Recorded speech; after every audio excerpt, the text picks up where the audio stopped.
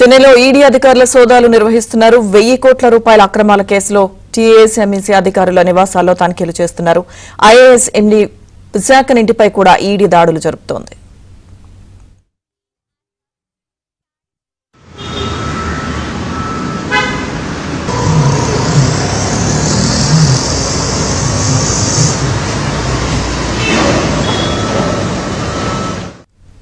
చెన్నైలో ఈడీ అధికారులు సోదాలు నిర్వహిస్తున్నారు. సోదాలకు సంబంధించిన పూర్తి సమాచారం మా ప్రతినిధి సిరి అందిస్తారు.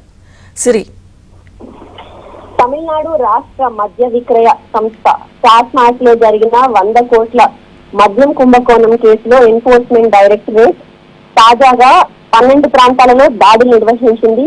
ఈ దాడుల్లో టాస్మాక్ మేనేజింగ్ డైరెక్టర్ ఎస్ విశాఖన్ ఆయన ఐఏఎస్ ఆయన నివాసంలో కూడా, అలాగే తమిళ పరిశ్రమ కి సంబంధించిన ప్రొడ్యూసర్ ఇంటి పైన కూడా దాడులు జరిగాయి. మొదటి దశ దాడులు మార్చి 6 నుండి 8 వరకు జరిగాయి. ఇక ఆ దశలో ఆ టైంలో జరిగినటువంటి దాడుల్లో వెలుగులోకి వచ్చినటువంటి ఆర్థిక అవకతవకల పైన ఆధారపడి ఇప్పుడు ప్రస్తుతం జరుగుతున్నటువంటి దాడులు కొనసాగుతున్నాయి. విశాఖన్ మరియు ఇతర సీనియర్ టాస్మాక్ అధికారులు టెండర్ ప్రక్రియలో మోసాలు, అలాగే మద్యం దుకాణాల్లో కూడా అధిక ధరల వసూలు మరియు డిస్టిలరీ నుండి సరఫరా ఆర్డర్ల కోసం కూడా లంచాలు తీసుకున్నారని ఆరోపణలు అయితే వస్తున్నాయి. మద్రాస్ హైకోర్టు ఈడీ దాడులపై టాస్మాక్ మరియు తమిళనాడు ప్రభుత్వ పిటిషన్లను తిరస్కరించి ఈ దర్యాప్తు చట్టబద్ధమైనదని తీర్పు ఇచ్చింది. ఈ కేసులో తమిళనాడు మద్యం మరియు నిషేధిత శాఖ మంత్రి సెంధిల్ బాలాజీ సహా పలువురు రాజకీయ నాయకులు కూడా ఈ దర్యాప్తు పరిధిలో ఉన్నారు.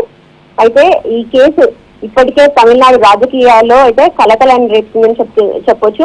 ఉదయం నుండి కూడా అటు ఈడీ అధికారులు టాస్మాక్ మేనేజింగ్ డైరెక్టర్ నివాసంలో, అలాగే ఆయనకు సంబంధించినటువంటి 12 ప్రాంతాలలో కూడా దాడులు నిర్వహిస్తుంది. ఇదే కేసుకి సంబంధించి ఉండేటువంటి చలనచిత్ర పరిశ్రమ, అలాగే రాజకీయ నాయకుల ఇంట్లో కూడా ఈడీ సోదాలు నిర్వహిస్తుంది.